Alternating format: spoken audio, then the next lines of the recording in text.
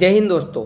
आप लोग इथेनॉल का नाम सुन सुन के अब काफ़ी ज़्यादा समझ चुके होंगे कि इथेनॉल का मामला आज के समय पे काफ़ी ज़्यादा हाईलाइट हुआ पड़ा है।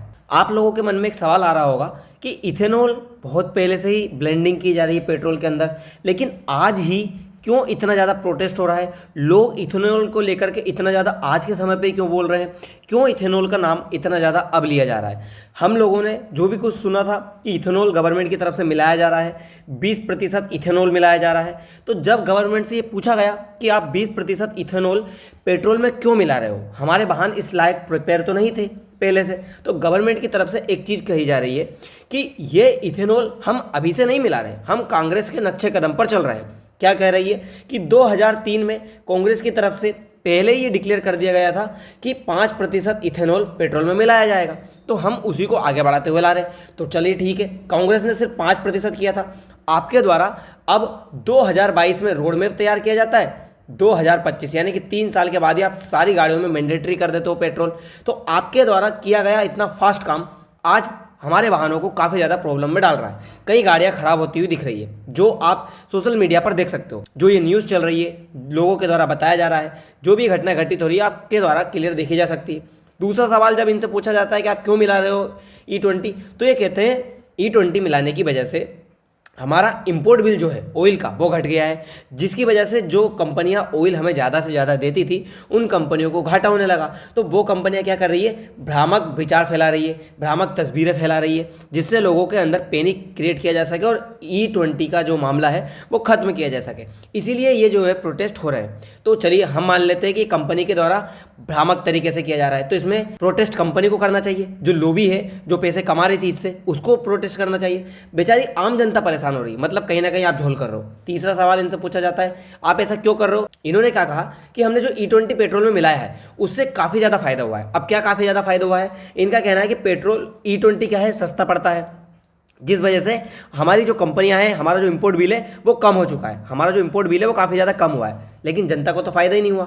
जिस प्राइस पर पेट्रोल पहले मिल रहा था उसी प्राइस पर पेट्रोल आज भी मिल रहा है, यानी कि E20 मिलने के बाद भी जनता को क्या फ़ायदा हुआ, इस चीज़ के बारे में आप जरा बताइएगा। तो नितिन गडकरी से जब ये सवाल पूछे जा रहे हैं, गडकरी साहब तो कह रहे हैं कि मेरे खिलाफ तो पेड कैंपेन चलाया जा रहा है, इसमें तो मेरी कोई गलती नहीं है, जो भी कुछ किया जा रहा है मेरे को टारगेट बना करके किया जा रहा है। गडकरी साहब इस तरह से बयान देते हुए नजर आ रहे हैं। लेकिन फिर जनता के द्वारा सवाल पूछा जाता है कि चलिए ठीक है, आपके ऊपर पेड कैंपेन चलाया जा रहा है, आपने इंपोर्ट बिल कम कर दिया, जो भी कुछ किया आपका फ़ायदा आपने गिनवा दिया, तो आप एक चीज़ बताइए, आपने ये E20 ब्लेंडिंग की होगी तो उसमें कुछ ना कुछ तो एक्सपेरिमेंट किया होगा, किसी ना किसी गाड़ी के ऊपर किया होगा, कोई कंपनी होगी उस गाड़ी की, कार की या बाइक की, उस गाड़ी की कंपनी के ओनर से हमें पूछवा दीजिए, हमें बता दीजिए कि हाँ वो ओनर बोल दे हमें कि हमारी गाड़ी के ऊपर कोई दिक्कत नहीं है E20 पेट्रोल चलाने से। आपने एक्सपेरिमेंट ही किया होगा। तो गडकरी साहब, तो सरकार इसमें क्या कहती है? सरकार कहती है कि हाँ हमने रिसर्च करके रखा हुआ है, डाटा हमारे पास रखा हुआ है। तो जनता कहती है ठीक है आप बता दीजिए डाटा। गडकरी साहब कहते हैं कि डाटा हम बता नहीं सकते, वो गोपनीय रखा गया है। अब इसमें गोपनीय कैसा, यानी कि अगर मान लीजिए जनता के लिए आप कोई काम कर रहे हो तो जनता से फिर क्यों छुपाना? एक व्यक्ति के द्वारा RTI दायर की जाती है, उनसे ये जवाब मांगा जाता है सरकार से, तो सरकार के द्वारा इस तरह के बयान दिए जाते हैं, सरकार जवाब देने से बच रही है, यानी कि जवाबदेही किसकी है? अब ये पूरा मामला कहाँ से सामने आया, कैसे शुरू हुआ, और इसके अंदर सिर्फ गडकरी साहब ही नहीं है, पूरा का पूरा बीजेपी और कांग्रेस की राजनीति छुपी हुई है।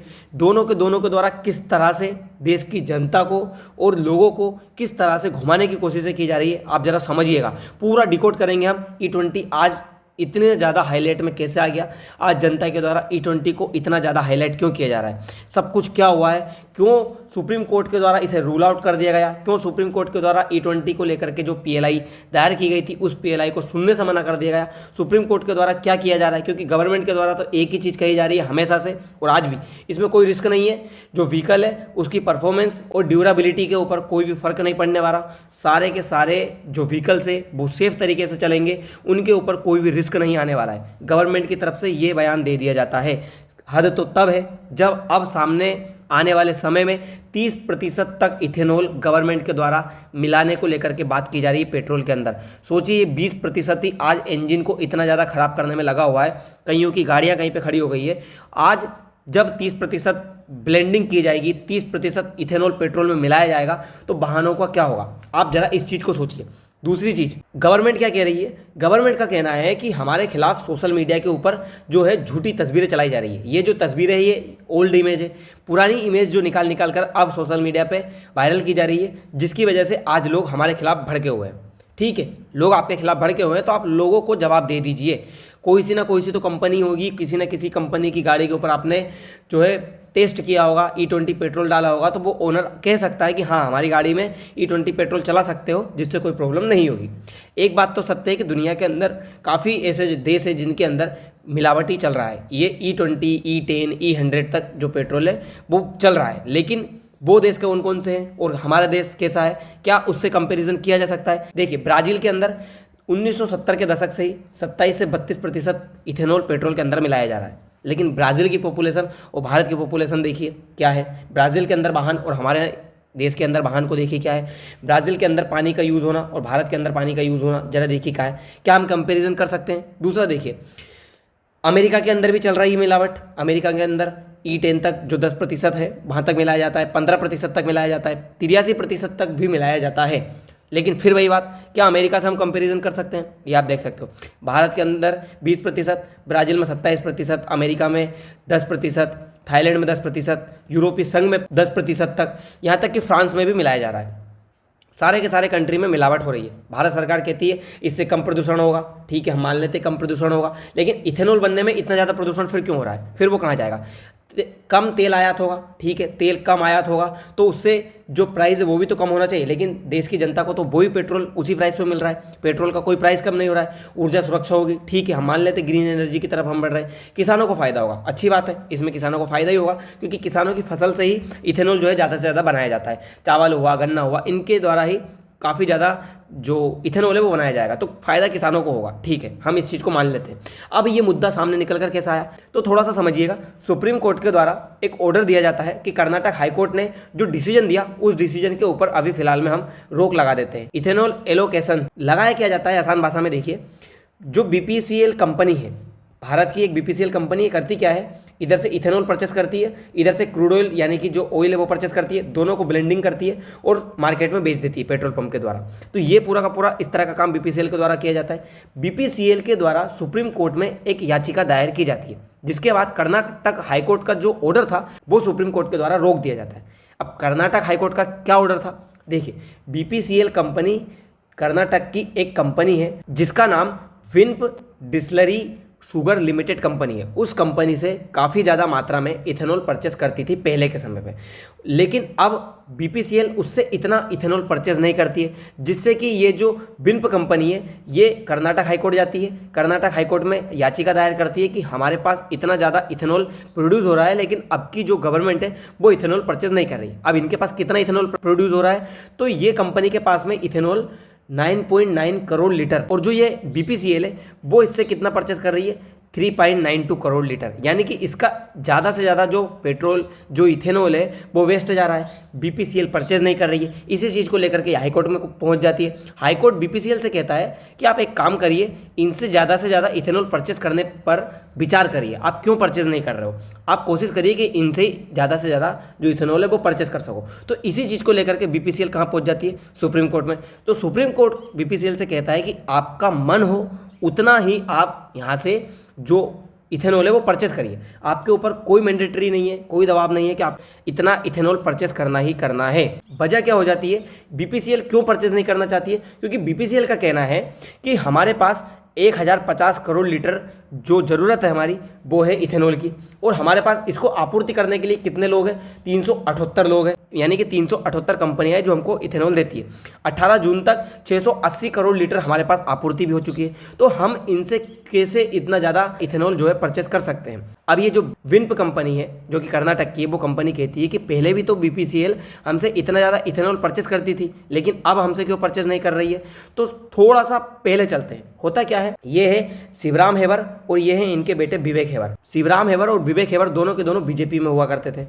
अब बीजेपी में होते थे तो क्या होता था, 2021 के अंदर, यानी कि 2021 के अंदर बीजेपी की गवर्नमेंट थी कर्नाटक के अंदर, और बीजेपी की गवर्नमेंट में इनके पास में वो मंत्रालय था जिससे कि ये इथेनॉल बना सकें। इन्होंने अपनी खुद की कंपनी शुरू की 2021 में। 2021 में अपनी कंपनी शुरू करके इन्होंने इथेनॉल बनाना शुरू किया। ज़्यादा से ज़्यादा मात्रा में ये इथेनॉल किसको बेचते थे, बीपीसीएल को। सरकार बीजेपी की चल रही है, बेच ये इथेनॉल रहे हैं बीजेपी को ही, यानी कि बीपीसीएल को सरकार ने कह रखा है बीपीसीएल आप इससे ज़्यादा से ज़्यादा जो इथेनॉल है वो परचेस करिए, चलता रहता है। लेकिन होता क्या है, थोड़े दिन बाद 2023 में फिर से चुनाव होता है। 2023 में कर्नाटक के अंदर चुनाव में बीजेपी हार जाती है और कांग्रेस जीत जाती है। जैसे ही कांग्रेस जीतती है तो ये एमएलए साहब जो थे शिवराम हेबर, इनके बेटे विवेक हेबर कांग्रेस ज्वाइन कर लेते हैं। ये आप न्यूज़ में देख सकते हैं, बीजेपी एमएलए शिवराम हेबर सन ज्वाइन कांग्रेस। जैसे ही कांग्रेस ज्वाइन करते हैं तो इनको बीजेपी सरकार क्या करती है, खुद अपनी पार्टी से निकाल देती है। जैसे ही बीजेपी सरकार इनको अपनी पार्टी से निकालती है, उसके बाद में बीजेपी कहती है कि आप हमारी पार्टी में तो हो नहीं, अब हम आपकी कंपनी को कैसे फ़ायदा दें। तो बीजेपी इनकी कंपनी को कोटे के अंदर डाल देती है कि आपसे सिर्फ इतना ही इथेनॉल जो है हम परचेस करेंगे। बस यही चीज़ इनको अच्छी नहीं लगती।